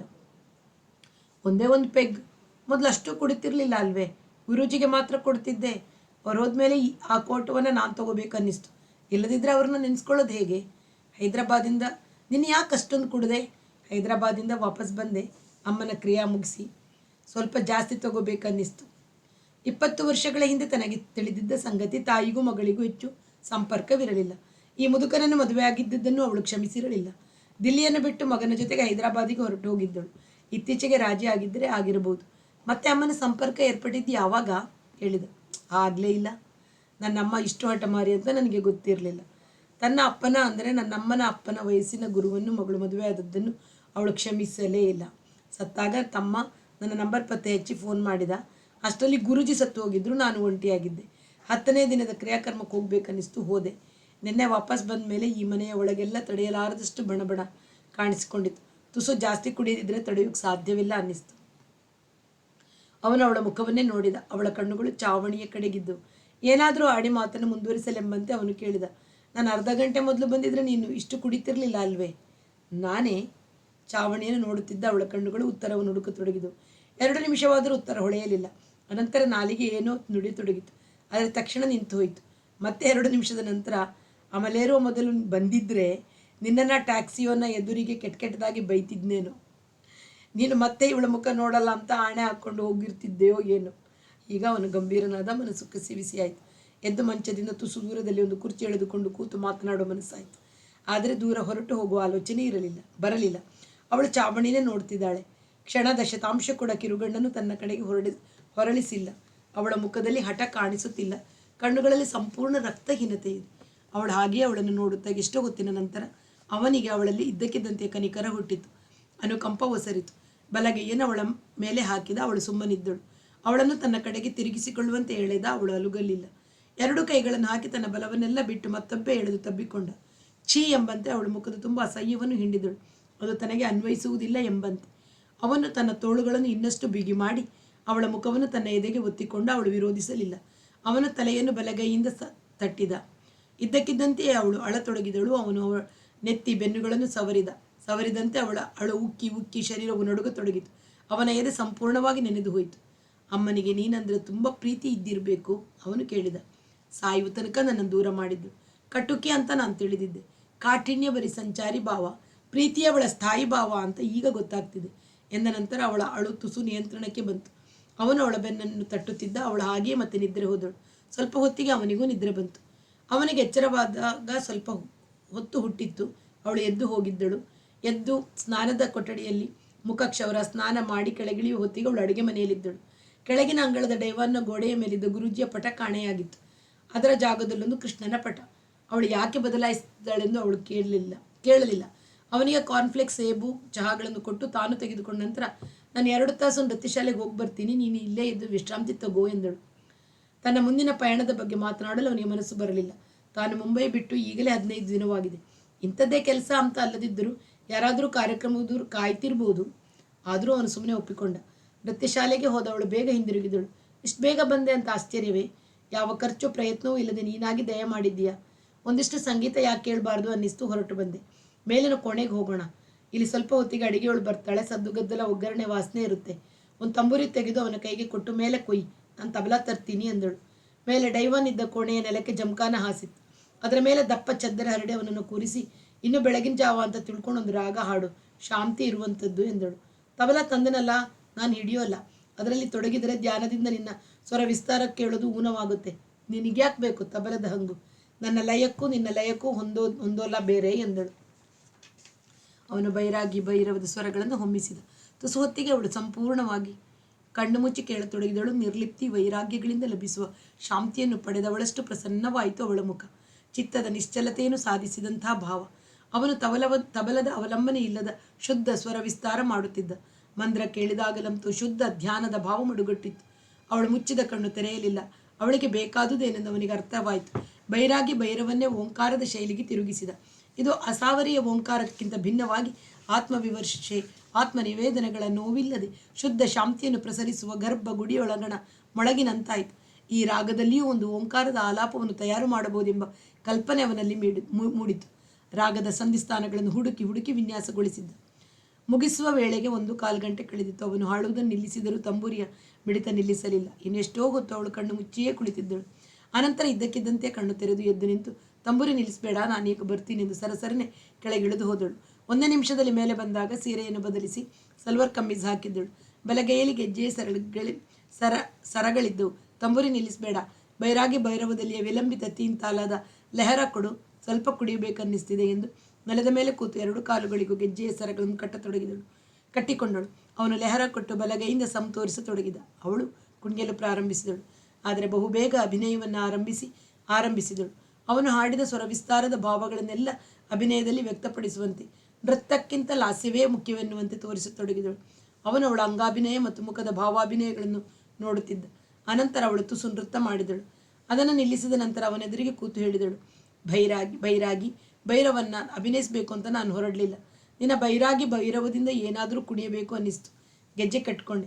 ಇಲ್ಲದಿದ್ದರೆ ನಿನ್ನ ರಾಗವು ಸೃಷ್ಟಿಸಿದ ಶಾಂತಿ ನನಗೆ ಅಂತರ್ಗತವಾಗ್ತಿರಲಿಲ್ಲ. ಅವನು ಅವಳ ಮುಖವನ್ನೇ ನೋಡುತ್ತಿದ್ದ. 2 ನಿಮಿಷದ ನಂತರ ಅವಳು ಕೆಳಗಿಳಿದು ಹೋದಳು. 10 ನಿಮಿಷ ಕಳೆಯಿತು. ಟ್ರೇಯಲ್ಲಿ ಬಿಸ್ಕತ್ತು, ಹಚ್ಚಿದ ಸೇಬು, ಬಾಳೆಹಣ್ಣು, ಚಹಾ ಇಟ್ಕೊಂಡು ಅವನ ಮುಂದಿಟ್ಟು ಅರ್ಧ ಸುಲಿದ ಬಾಳೆಹಣ್ಣು ಅವನ ಕೈಗೆ ಕೊಟ್ಟು ಕೇಳಿದಳು, ಸದ್ಯ ಎಲ್ಲಾದರೂ ಪ್ರೋಗ್ರಾಮ್ ಇದೆಯಾ? ಇಲ್ಲ. ಹಾಗಾದರೆ 1 ವಾರ ಇದ್ದು ಹೋಗು. ಇನ್ನು ಮೇಲೆ ಯಾವಾಗ ದಿಲ್ಲಿಗೆ ಬಂದರೂ ಹೋಟೆಲಲ್ಲಿ ಇಳ್ಕಬೇಡ. ಮನೋಹರಿಯ ಮನೆಯಲ್ಲಿ ಇರ್ತೀನಿ ಅಂತ ಧೈರ್ಯವಾಗಿ ಹೇಳ್ಬಿಡು. ಯಾವನಿಗೆ ಯಾಕೆ ಹೆದರೋದು? ಸಮ್ಮತಿ ಎನ್ನುವಂತೆ ಕತ್ತು ಹಾಕಿದ. ಅಧ್ಯಾಯ 22. ಒಂದು ಸಂಜೆ ಅವನು ಬೋರಿವಲಿಯ ಚಾಳಿನ ಮನೆಗೆ ಬಂದ. ರಾಮ್ಕುಮಾರಿ ಸೊಪ್ಪು ಹೆಚ್ಚುತ್ತಿದ್ದಳು. ತನ್ನನ್ನು ನೋಡಿ ಅವಳ ಮುಖದಲ್ಲಿ ಕಾಣಿಸಿದ ಆಶ್ಚರ್ಯ ಅವನಿಗೆ ಆಶ್ಚರ್ಯವಾಗಲಿಲ್ಲ. ಈ ಭೇಟಿಯಲ್ಲಿ ಹಿತವಾದ ಮಾತುಕತೆಗಳಾಗುತ್ತೆ. ಅವಳು ತನ್ನನ್ನು ಕ್ಷಮಿಸಿರ್ತಾಳೆ, ತನ್ನೊಡನೆ ಸೌಹಾರ್ದ ಭಾವ ತಾಳಿರ್ತಾಳೆ ಎಂಬ ಕಲ್ಪನೆಯನ್ನು ಇಟ್ಟುಕೊಂಡಿರಲಿಲ್ಲ. ತನ್ನ ಮನಸ್ಸಿನ ಚುಚ್ಚನ್ನು ತಾನೇ ವಾಸಿ ಮಾಡಿಕೊಳ್ಳಲೆಂದು ಮುಂಬೈ ಬಿಡುವ ಮೊದಲು ತಾನು ಇಲ್ಲಿಗೊಮ್ಮೆ ಭೇಟಿ ಕೊಡುತ್ತೇನೆಂಬ ಅರಿವಿನಿಂದಲೇ ಬಂದಿದ್ದ. ಮಾತನಾಡದೆ ಅವನು ಸೋಫಾದ ಮೇಲೆ ಕುಳಿತ. ತಲೆಗೂದಲು ಸೆಣಬಿನಂತೆ ಸಂಪೂರ್ಣ ಬಿಳುಪಾಗಿದ್ದ ಅವಳು ಸೊಪ್ಪಿನ ಒಂದೊಂದೇ ಬಳ್ಳಿಯನ್ನು ಬಿಡಿಸಿ ಅದಕ್ಕೆ ಅಂಟಿಕೊಂಡಿದ್ದ ಹುಲ್ಲನ್ನು ಆರಿಸಿ ಬೇರೆ ಮಾಡುತ್ತಿದ್ದಳು. ಕೂದಲು ದಟ್ಟವಾಗಿಯೇ ಇದೆ. ಬಣ್ಣ ಹಾಕಿಕೊಂಡರೆ 15 ವರ್ಷ ಕಡಿಮೆ ಕಾಣಬಹುದು ಎಂದುಕೊಂಡ ಅವನಿಗೆ ಮಾತನ್ನು ಹೇಗೆ ಮುಂದುವರಿಸಬೇಕೆಂದು ತೋಚದೆ ಒಳಗೆ ತಡವರಿಸುತ್ತಿದ್ದಾಗ ಅವಳು ಮಾತನಾಡಿದಳು. ನನ್ನ ಹೆಸರಿನಲ್ಲಿರೋ ಮನೆಗೆ ಮತ್ತೆ ಬಂದಿದೆಯಲ್ಲ, ನಾಚಿಕೆ ಆಗಲ್ವೇ ಅಂತ ಕೇಳೋಕೆ ಬಂದೆ ಏನು? ತಾನು ಕಳೆದ ಬಾರಿ ಬಂದಿದ್ದಾಗಲೂ ಇವಳು ಗಂಡನೆಂಬ ಗೌರವ ಕೊಡದೆ ಏಕವಚನದಲ್ಲಿ ಮಾತನಾಡುತ್ತಿದ್ದಾಳೆಂಬ ನೆನಪು ಬಂತು. ಅದನ್ನು ಗಮನಿಸಿದವನಂತೆ, ನೀನು ಏನು ಹೇಳ್ತಿದೀಯ ಅಂತ ನನಗೆ ಅರ್ಥ ಆಗ್ತಾ ಇಲ್ಲ ಎಂದ. ನೀನು ಬಿಟ್ಟು ಹೋದ ಮೇಲೆ ಬಾಡಿಗೆ ನಾನು ಕೊಡ್ತಿರೋದು, ಬಾಡಿಗೆದಾರನ ಹೆಸರಿನಿಂದಲೇ ಇರೋ ಸಂಗತಿ ಎತ್ತಿ ಆಡಿದೆಯಲ್ಲ. ನಾನು ಹೆತ್ತು ಸಾಕಿ ಬೆಳೆಸಿದ ಮಕ್ಕಳಿಗೆ ದುಡ್ಡು ಕೊಟ್ಟು ನನ್ನಿಂದ ದೂರ ಮಾಡಿಸಿದೆಯಲ್ಲ. ನಿನ್ನ ಮನೆಗೆ ಹಂಗೂ ಬೇಡ, ನೀನು ಹುಟ್ಟಿಸಿದ ಮಕ್ಕಳ ಸಹವಾಸವೂ ಬೇಡ ಅಂತ ನನ್ನದೇ ಸ್ವಂತ ಮನೆ ಮಾಡಿಕೊಂಡು ದಹಿಸರಕ್ಕೆ ಹೋಗಿದ್ದೀನಿ. ನಾನೇನು ಇಲ್ಲಿ ವಾಸವಾಗಿಲ್ಲ ಎಂದಳು. ಅವನಿಗೆ ಅವಳ ಮಾತು ಅರ್ಥವಾಗಲಿಲ್ಲ. ಅವಳನ್ನೇ ನೋಡತೊಡಗಿದ. ಈಗ ಕತ್ತೆತ್ತಿ ಅವನನ್ನು ನೋಡಿದ ಅವಳು, ಆದರೂ ಯಾಕೆ ಇಲ್ಲಿಗೆ ಮತ್ತೆ ಬಂದಿದ್ದೀಯ ಅಂತ ಕೇಳೋಕೆ ಬಂದ್ಯಾ? ನನಗೆ ಮಲಗೋಕೆ ಇಷ್ಟಗಲ ಸ್ವಂತ ಜಾಗವಿಲ್ಲ ಅಂತ ಬರಲಿಲ್ಲ. ತಾಯಿ ಇದ್ದು ಎಲ್ಲ ನಿಭಾಯಿಸ್ತಿರುವಾಗ ಅವರಿಗೆ ಅವಳ ಬೆಲೆ ಗೊತ್ತಿರಲಿಲ್ಲ. ನಾನು ಹೋದ್ಮೇಲೆ ಹೊಟ್ಟೆಗೆ ಬೇಯಿಸೋರು ಯಾರು? ಮನೆ ಸಾರಿಸಿ ಗುಡಿಸಿ ಬಟ್ಟೆ ಒಗೆದು ಕೊಡೋರು ಯಾರು? ಅಕ್ಕ ತಮ್ಮನಿಗೆ ಹತ್ತಿದ ಜಗಳ ಹರಿತಿರ್ಲಿಲ್ಲ. ಉಪವಾಸ ಬಂದು ತಪ್ಪಾಯಿತು ಅಂದರು. ಹೆತ್ತ ಕರುಳು ತಡಿಲಾರದೆ ಬಂದಿದ್ದೀನಿ. ನನ್ನ ಅನ್ನಕ್ಕೆ ಸಾಹೇಬ್ರ ಮನೆಯಲ್ಲಿ ದುಡಿದು ಇಲ್ಲಿಗೆ ಬಂದು ಇವರ ಸೇವೆ ಮಾಡ್ತಿದ್ದೀನಿ ಎಂದಳು. ತನಗೆ ಈ ಯಾವ ಸಂಗತಿಯೂ ಗೊತ್ತಿಲ್ಲದಕ್ಕೆ ಅವನಿಗೆ ಖೇದವಾಯಿತು. 3 ವರ್ಷದ ಹಿಂದೆ ಬಕುಲಾಗೆ ಫೋನ್ ಮಾಡಿದ್ದಾಗ ಅವಳು ಕೋಪದಿಂದ ಮಾತಾಡಿದ್ದಳು. ನಿನ್ನಪ್ಪ ಲಗ್ನ ಪತ್ರಿಕೆ ಮಾಡಿಸೋಕೆ ಕಲ್ಯಾಣ ಮಂದಿರ ಗೊತ್ತು ಮಾಡಿ ತಾವೇ ಸ್ವಂತ ಕೈಯಿಂದ ಕನ್ಯಾದಾನ ಮಾಡೋಕೆ ಒಪ್ಪಿದ್ದಾರೆ ಅಂತ ಅವಿನಾಶನಿಗೆ ಬೆಂಗಳೂರಿಗೆ ಫೋನ್ ಮಾಡಿದ್ಲಂತೆ. ತನ್ನ ಮದುವೆ ಆಯಿತು ಅಂತ ಹೇಳಿ ಅವನು ರಿಸೀವರ್ ಇಟ್ಟುಬಿಟ್ನಂತೆ. ನನ್ನ ಜೀವನ ಹಾಳು ಮಾಡಿದವರು ನೀವೇ ಅಂದಿದ್ದಳು. ಅನಂತರ ಒಂದು ದಿನ ತಾನೇ ಫೋನ್ ಮಾಡಿದ್ದು ಆಯಿತು. ಈಗಲೂ ಬೇರೆ ಒಂದು ಗಂಡು ಹುಡುಕು, 5 ಲಕ್ಷ ವರದಕ್ಷಿಣೆ ಆದರೂ ನಾನು ಕೊಡ್ತೀನಿ. ವರದಕ್ಷಿಣೆ ಅಂದರೆ ಗಂಡುಗಳು ಒಪ್ಪಿಕೋತಾವ ಅಂದದ್ದಕ್ಕೆ, ಪಿತಾಜಿ ಏನು ಮಾತಾಡ್ತಿದ್ದೀರಾ? ವರದಕ್ಷಿಣೆ ಕೊಡ್ತೀವಿ ಅಂತ ನಾನು ಹುಡುಕಿ ಪ್ರಸ್ತಾಪ ಮಾಡಿದರೆ ಗಂಡು ಸಿಕ್ಕುತ್ತೀಯೇ? ತಂದೆಯಾದ ನೀವು ಹುಡುಕಿ ವಿಚಾರಿಸಿ ಪ್ರಸ್ತಾಪ ಮಾಡಬೇಕು. ಆದರೆ ನೀವು ಪ್ರಸ್ತಾಪಕ್ಕೆ ತಲೆ ಹಾಕಿದರೆ ಯಾವ ಗಂಡಿನವರು ಒಪ್ಪಲ್ಲ. ಯಾವುದನ್ನು ಮುಚ್ಚಿ ಮದುವೆ ಆಗೋದು ನನಗಿಷ್ಟ ಇಲ್ಲ. ಒಂದು ಸಲ ಮುಚ್ಚಿದ್ರಿಂದ ನಾನು ಒಪ್ಪಿ ಸಿಕ್ಕಿದ ಗಂಡು ತಪ್ಪಿ ಹೋಯಿತು. ಮುಚ್ಚಿ ಮದುವೆ ಆದರೂ ನಾಳೆ ನಿಜ ತಿಳಿದ ಮೇಲೆ ನನಗೆ ಜೀವನದುದ್ದಕ್ಕೂ ಕುಕ್ಕು ಮುಳ್ಳಾಗುತ್ತೆ. ನೀವು ನಮ್ಮನ್ನು ಸಾಕಲಿಲ್ಲ, ನಮ್ಮ ಜೊತೆ ಇರಲಿಲ್ಲ. ನಮ್ಮಮ್ಮ ಒಬ್ಬ ಅನುಕೂಲಸ್ಥರ ಮನೆಯಲ್ಲಿ ಅಡಿಗೆ ಪರಿಚಾರಿಕೆ ಮಾಡಿ ನಮ್ಮನ್ನು ಸಾಕಿದ್ದಾಳೆ. ಅಲ್ಲದೆ ನಿಮ್ಮ ವಿಷಯ ಇವತ್ತಿನ ಪತ್ರಿಕೆಗಳಲ್ಲಿ ಬೇಕಾದಷ್ಟು ಬಂದಿದೆ. ನೀವು ಹುಡ್ಕೋಕೆ ಹೋದರೂ ಯಾವ ಗಂಡಿನವರು ಒಪ್ಪಲ್ಲ. ಯಾವ ಮನೆತನಸ್ಥರು ಬರೀ 5 ಲಕ್ಷಕ್ಕೆ ಆಶೆಗೆ ಒಪ್ಪಲ್ಲ. ಒಳ್ಳೆಯ ಘರಾನದ ಎಣ್ಣೆ ಬೇಕಂತಾರೆ. ಒಟ್ಟಿನಲ್ಲಿ ನನಗೆ ಮದುವೆ ಆಗೋಲ್ಲ. ನನ್ನ ಹಣೆಯಲ್ಲಿ ಬರೆದಿರೋದೇ ಅಷ್ಟು. ಸಾರಿ, ಇದು ನನ್ನ ಆಫೀಸು, ಹೆಚ್ಚು ಮಾತಾಡೋಕ್ಕಾಗಲ್ಲ, ಆಡಿ ಪ್ರಯೋಜನವೂ ಇಲ್ಲ ಅಂದಿದ್ದಳು. ಆನಂತರ ತಾನು ಅವಳಿಗೆ ಫೋನ್ ಮಾಡಿಲ್ಲ. ಮಾಡುವ ಧೈರ್ಯವೂ ಬರಲಿಲ್ಲ ಎಂಬ ನೆನಪಾಯಿತು. ಮಾಡುವ ಧೈರ್ಯವೂ ಬರಲಿಲ್ಲ ಎಂಬ ನೆನಪಿನಿಂದ ಅವನಿಗೆ ಒಳಗೆ ಸೂಕ್ಷ್ಮವಾಗಿ ಕುಸಿಯುವಂತಾಯಿತು. ಆದರೆ ಅದನ್ನು ತೋರಿಸಿಕೊಳ್ಳಲಿಲ್ಲ. ಅನಂತರ ಬಕುಲೆ ಏನು ಮಾಡಿದಳು? ನೀನು ಏನಾದರೂ ಅವಳ ಮದುವೆಗೆ ಪ್ರಯತ್ನಿಸಿದ್ದೀಯಾ ಎಂದು ಕೇಳುವ ಮನಸ್ಸಾಯಿತು. ಕೇಳಿದರೆ ಅಡಿಗೆ ಅವಳು ಪ್ರಯತ್ನಿಸಿದರೆ ಮಗಳಿಗೆ ತಕ್ಕ ಗಂಡು ಎಲ್ಲಿ ಸಿಗುತ್ತೆ ಅಂತ ಪ್ರತಿ ಏಟು ಹೊಡೆದಾಳೆಂಬ ಅಂಜಿಕೆ ಹುಟ್ಟಿತು. ತನ್ನೊಡನೆ ನಡೆದ ಈ ಟೆಲಿಫೋನ್ ಸಂಭಾಷಣೆಯನ್ನು ಬಕುಲ ತಾಯಿಯೊಂದಿಗೆ ಹೇಳಿದ್ದಾಳೋ ಇಲ್ಲವೋ ಎನ್ನುವ ಅನುಮಾನ ಹುಟ್ಟಿತು. ಹೇಗಿದ್ದರೂ ತಾನು ಆ ವಿಷಯ ಎತ್ತುವುದೇ ಬೇಡ ಎಂದು ನಿರ್ಧರಿಸಿ ಮುಖ್ಯ ವಿಷಯಕ್ಕೆ ಬಂದ. ನೋಡು, ನಾನು ಮುಂಬೈ ಬಿಟ್ಟು ಹರಿದ್ವಾರದಲ್ಲಿ ಒಂದು ಗುರುಕುಲಾಶ್ರಮ ಮಾಡಿ ಶಿಷ್ಯರಿಗೆ ವಿದ್ಯಾದಾನ ಮಾಡಿಕೊಂಡಿರಬೇಕು ಅಂತ ತೀರ್ಮಾನಿಸಿದ್ದೀನಿ. ನಿನ್ನ ಹುಟ್ಟೂರಿಗೂ ಹತ್ತಿರ, ನಾವಿಬ್ಬರು ಒಂದೇ ನಾಡಿನವರು. ಈಗ ಆದದ್ದೆಲ್ಲ ಆಗಿ ಹೋಯಿತು. ಹಣೆಯಲ್ಲಿ ಬರೆದದನ್ನು ಯಾರು ತಪ್ಪಿಸೋಕ್ಕಾಗಲ್ಲ. ನೀನು ನನ್ನ ಜೊತೆ ಬಂದುಬಿಡು, ಜೊತೆಯಲ್ಲಿ ಇರೋಣ. ಒಬ್ಬ ಅಡಿಗೆಯವ್ರನ್ನ ಇಡ್ತೀನಿ, ಸುಖವಾಗಿ ಇರೋವಿಯಂತೆ. ಏನಾದರೂ ನೀನೇ ನನ್ನ ಧರ್ಮಪತ್ನಿ. ಅವಳು ಕತ್ತೆತ್ತಿ ಅವನನ್ನು ಉರಿಗಣ್ಣಿನಿಂದ ನೋಡಿದಳು. ಅನಂತರ ದೃಷ್ಟಿಯನ್ನು ಶೋಧಿಸಿದ ಸೊಪ್ಪಿನ ಕಡೆಗೆ ತಿರುಗಿಸಿದಳು. 1 ನಿಮಿಷವಾದ ನಂತರ ಮತ್ತೆ ಕತ್ತೆತ್ತಿ ಅವನನ್ನು ಇರಿಯುವಂತೆ ನೋಡುತ್ತಾ ಮಾತಾಡಿದಳು. ಇಷ್ಟು ವರ್ಷ ಇನ್ನೊಬ್ಬರ ಮನೆಯ ಅಡಿಗೆ ಮಾಡಿಕೊಂಡು ಮಕ್ಕಳನ್ನ ಸಾಕಿದ್ದೀನಿ. ಈಗ ಅಡಿಗೆಯವಳನ್ನು ಇಟ್ಕೊಂಡು ಸುಖ ಪಡೋ ಅಂತ ಕೇಳೋಕ್ಕೆ ಬಂದಿದ್ದೀಯಾ? ಪುಣ್ಯಕ್ಷೇತ್ರದಲ್ಲಿ ಇರುವಾಗ ಧರ್ಮಪತ್ನಿಯ ಜೊತೆಗೆ ಮಾತ್ರ ಮಲಗಬೇಕು, ರಂಡೆ ಮುಂಡೆಯರ ಜೊತೆ ಕೂಡೋದು ಅಂತ ಪಂಡಿತರು ಶಾಸ್ತ್ರ ಮಾಡಿದಾರಾ? ಈ ಸ್ಥಿತಿಯಲ್ಲಿ ನನ್ನನ್ನು ಮಕ್ಕಳಿಂದ ದೂರ ಮಾಡಿ ಅವರನ್ನು ಹಾಳು ಮಾಡಬೇಕು ಅಂತ ಪ್ಲ್ಯಾನ್ ಮಾಡ್ಕೊಂಡು ಬಂದ್ಯಾ? ಇವಳನ್ನು ಕರೆದೊಯ್ದರೆ ಮಕ್ಕಳ ನಿಗಾ ನೋಡೋರು ಯಾರು ಎಂಬ ಪ್ರಶ್ನೆ ತನಗೆ ಹೊಳೆಯುವುದಕ್ಕೆ ಅವನಿಗೆ ಖೇದವಾಯಿತು. ತಾನು ಈ ಪ್ರಸ್ತಾಪ ಮುಂದಿಡಬಾರ್ದಿತ್ತು ಎಂದುಕೊಂಡ. ಆದರೆ ಸೋಲಲು ಮನಸ್ಸು ಒಪ್ಪಲಿಲ್ಲ. ಅವಳಿಗೆ 35, ಅವನಿಗೆ 30.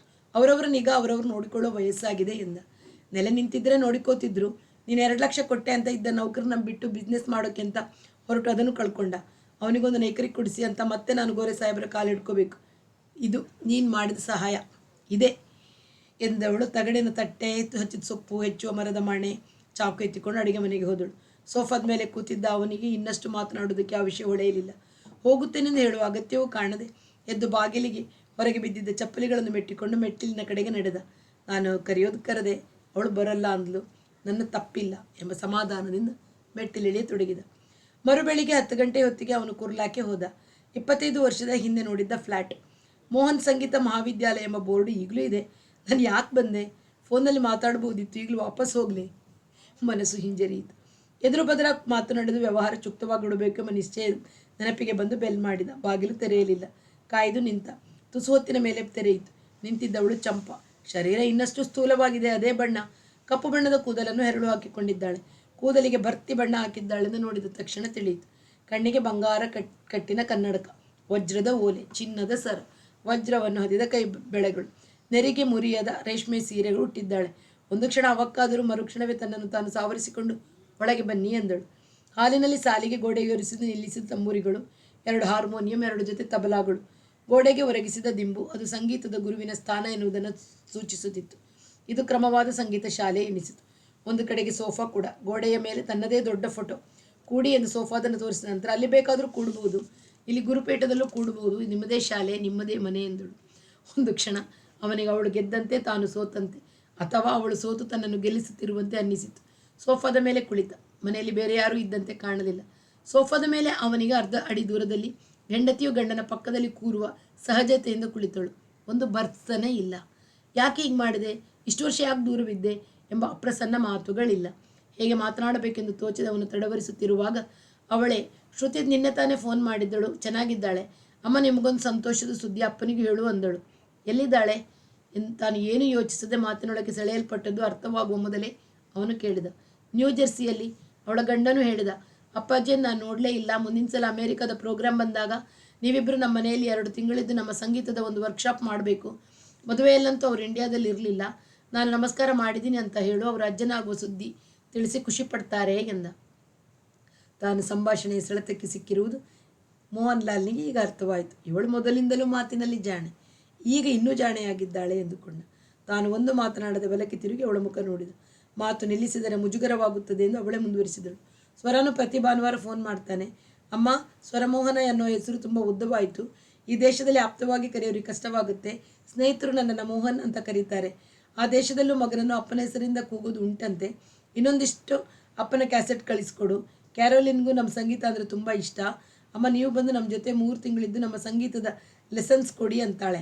ಇಂಗ್ಲೀಷ್ ಹುಡುಗಿಯಾದರೂ ಭಾರತೀಯ ಸೊಸೆಗಿಂತ ಹೆಚ್ಚು ಹೊಂದ್ಕೊಂಡಿದ್ದಾಳೆ. ಅವನು ಇನ್ನೂ ಅವಳ ಮುಖ ನೋಡುತ್ತಿದ್ದ. ಅವಳಿಗೆ ಮುಂದೆ ಮಾತು ಹೊಳೆಯಲಿಲ್ಲ. ತಾನು ಬಂದ ಮಾತನ್ನು ಆರಂಭಿಸಲು ಕಷ್ಟವಾಗಿ ಅವನು ಒಳಗೆ ಹೆಣಗುತ್ತಿದ್ದ. ಇಬ್ಬರು ಹೋಗೋಣ ಬನ್ನಿ. ಮಗನ ಮನೆಯಲ್ಲಿ 1 ತಿಂಗಳು, ಮಗಳ ಮನೆಯಲ್ಲಿ 2 ತಿಂಗಳು. ಅಮೇರಿಕಾದಲ್ಲಿ ಒಂದು ಪ್ರೋಗ್ರಾಮ್ ಟೂರ್. ಅಲ್ಲಿ ಈಗ ಹವಾ ಚೆನ್ನಾಗಿರುತ್ತಂತೆ. ಸುಮ್ಮನಿದ್ದರೆ ಅವಳು ಹೀಗೆ ಮುಂದುವರಿಸ್ತಾಳೆಂದು ಅರ್ಥ ಮಾಡಿಕೊಂಡ ಅವನು, ನಾನು ಮುಂಬೈ ಬಿಟ್ಟು ಹರಿದ್ವಾರದಲ್ಲಿ ಒಂದು ಗುರುಕುಲಾಶ್ರಮ ಮಾಡಿಕೊಂಡು ನೆಲೆಸಬೇಕು ಅಂತಿದ್ದೀನಿ. ಸನ್ಯಾಸಿಯ ರೀತಿ. ಹಾಗೂ ನಿನಗೂ ನನಗೂ 25 ವರ್ಷಗಳ ಸಂಬಂಧವಿಲ್ಲ. ಅದನ್ನು ದಾಖಲೆಯಲ್ಲಿ ಸೇರಿಸೋದು ಬೇಡ. ಸುಮ್ಮನೆ ಕೋರ್ಟು ಕಚೇರಿ ಅಲಿಯೋದು ಬೇಡ. ಪರಸ್ಪರ ಅರ್ಜಿ ಹಾಕಿದರೆ ತಡವಿಲ್ಲದೆ ವಿಚ್ಛೇದನ ಸಿಗುತ್ತೆ. ವಿಚ್ಛೇದನವೇ? ಅವಳು 2 ಕೈಗಳನ್ನು ಶಾಂತಂ ಪಾಪಂ ಎನ್ನುವಂತೆ ಕಿವಿಗಳ ಮೇಲೆ ಇಟ್ಟುಕೊಂಡಳು. ಅರ್ಧ ನಿಮಿಷ ನಂತರ, ನಾಗ್ಪುರದಿಂದ ನೀವು ಎಲ್ಲಿ ಹೋದರೂ ಗೊತ್ತಿಲ್ಲ. ಆಮೇಲೆ ದಿಲ್ಲಿಯ ಒಬ್ಬ ನರ್ತಕಿ ಜೊತೆ ಇದ್ದೀರಿ ಅನ್ನೋ ಸುದ್ದಿ ಬಂತು. ಕಚೇರಿಯ ಕಾಂಟ್ರಾಕ್ಟರ್ ಮೋಸ ಮಾಡಿದಾಗ ಬಿಗಿಯಾಗಿರಬೇಕು ಅಂತ ನಾನು ಅಂದದ್ದಕ್ಕೆ ನೀವು ಓಡಿ ಹೋಗಿಬಿಟ್ರಿ. ಇಷ್ಟು ವರ್ಷವಾದರೂ ನಿಮ್ಮ ಮರ್ಯಾದೆಗೆ ಕಮ್ಮಿ ಆಗುವ ಒಂದು ಕೆಲಸನೂ ನಾನು ಮಾಡಿಲ್ಲ. ನಿಮ್ಮ ಮಕ್ಕಳನ್ನು ಓದಿಸಿ ಒಂದು ನೆಲೆಗೆ ತಂದಿದ್ದೀನಿ. ಈಗ ವಿಚ್ಛೇದನ ಕೇಳೋಕ್ಕೆ ಯಾವ ಆಧಾರ? ಕಾಂಟ್ರಾಕ್ಟರ್ ಹತ್ತಿರ ಬಿಗಿಯಾದದಕ್ಕೆ ಮಾತ್ರವಲ್ಲ ನಾನು ಹೋದದ್ದು. 5 ವರ್ಷದ ಮಗಳು, ಹೊಟ್ಟೆಯಲ್ಲಿರುವ ಮಗು, ದೇವರ ಸನ್ನಿಧಿಯಲ್ಲಿ ಮಾಂಗಲ್ಯ ಕಟ್ಟಿದ ಹೆಂಡತಿಯ ಮುಖ ನೋಡಿದರೆ ನನ್ನ ಹೊಟ್ಟೆಯಲ್ಲಿದ್ದ ಮಗುವಿನ ಮೇಲೆ ಆಣೆ ಅಂತ ರಂಪ ಮಾಡಿ ಬಿಡಿಸಿದೆಯಲ್ಲ, ಅದಕ್ಕೆ ನಿನ್ನನ್ನು ಬಿಟ್ಟದ್ದು. ರಂಪ ಮಾಡಿದ್ದೇನೆ. ಒಬ್ಬ ಗಂಡಸಿಗೆ ಎಷ್ಟು ಜನ ಹೆಂಡತಿರಿರ್ಬೋದು? ಒಬ್ಬಳಿದ್ದಾಳೆ ಅಂತ ಗೊತ್ತಿದ್ದೆ ಅಲ್ವೇ ನೀನು ರಿಜಿಸ್ಟರ್ ಮಾಡಿಸಿಕೊಂಡದ್ದು?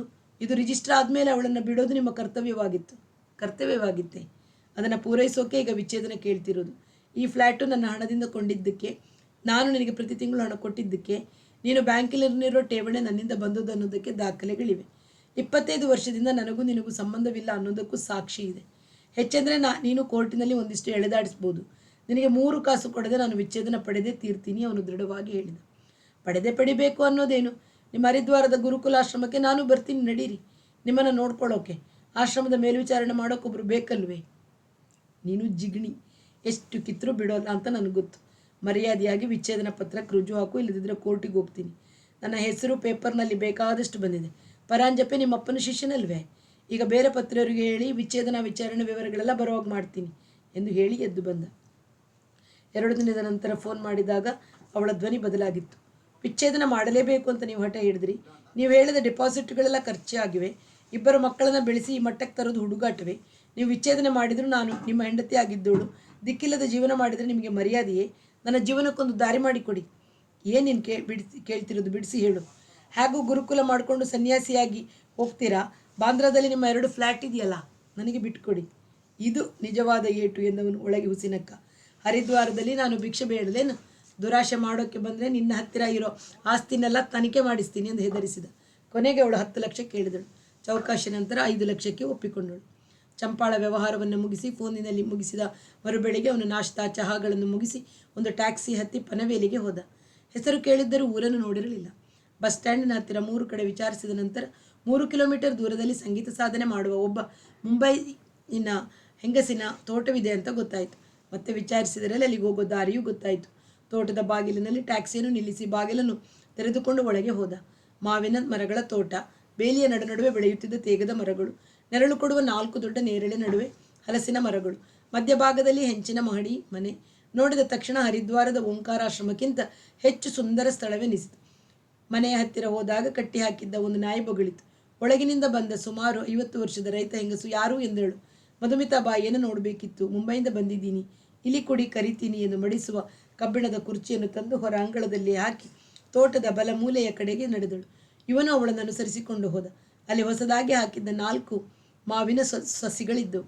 ಒಬ್ಬ ಹೆಂಗಸು ದೂರದ ಮೂಲೆಯಲ್ಲಿ ನಳಿಕೆಯಿಂದ ಪ್ಲಾಸ್ಟಿಕ್ ಬಿಂದಿಗೆಯಲ್ಲಿ ನೀರು ತುಂಬಿ ಹಾಕುತ್ತಿದ್ದಳು.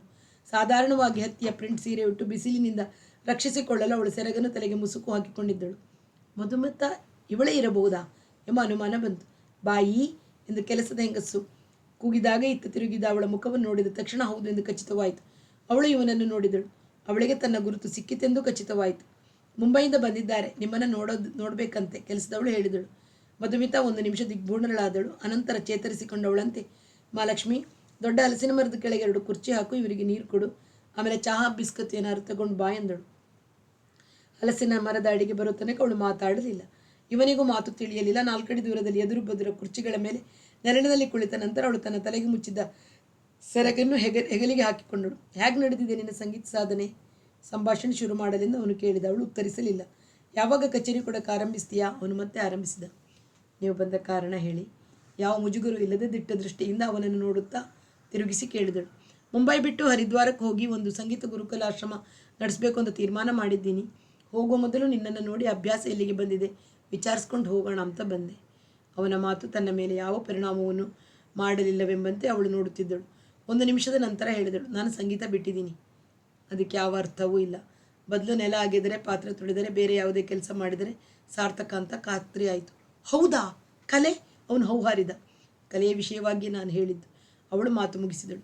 ಅವನಿಗೆ ಮುಂದೆ ಮಾತು ಹೊಳೆಯಲಿಲ್ಲ. ಅಷ್ಟರಲ್ಲಿ ಮಹಾಲಕ್ಷ್ಮಿ ಒಂದು ತಂಬಿಗೆಯ ಬರ್ತಿ ನೀರು, 2 ಲೋಟ ಹಗುರವಾದ ಒಂದು ಪ್ಲಾಸ್ಟಿಕ್ ಟೀಪಾಯ್ ತಂದಿಟ್ಟು 2 ಲೋಟಗಳಿಗೂ ಬಗ್ಗಿಸಿದ ಮಧುಮಿತಾ ಒಂದನ್ನು ತನ್ನ ಕೈಯಲ್ಲಿ ಹಿಡಿದು, ನೀರು ಕುಡಿತೀರಾ ಪಂಡಿತ್ ಜಿ ಎಂದಳು.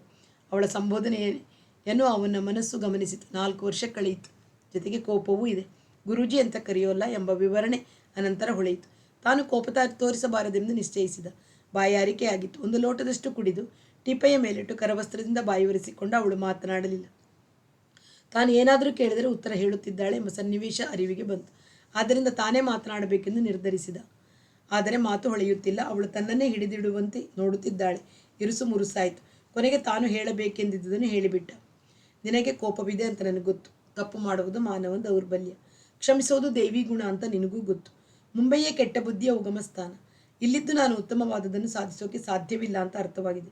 ಹರಿದ್ವಾರಕ್ಕೆ ಹೋಗಿ ನನ್ನ ಗುರು ಸಾಧು ಓಂಕಾರ ಬಾಬಾ ಸ್ಥಾಪಿಸಿದ ಆಶ್ರಮವನ್ನು ವಹಿಸಿಕೊಂಡು ನೆಲೆಸಬೇಕು.